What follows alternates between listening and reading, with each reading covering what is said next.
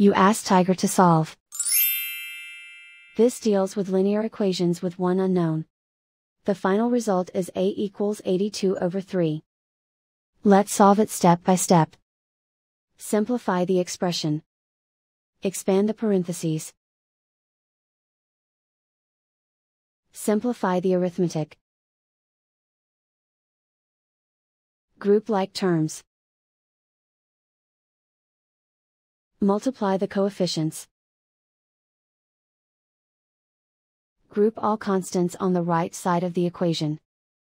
Subtract 60 from both sides. Group like terms. Simplify the arithmetic.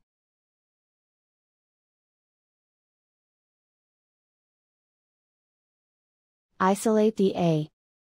Divide both sides by -6. Cancel out the negatives. Simplify the fraction.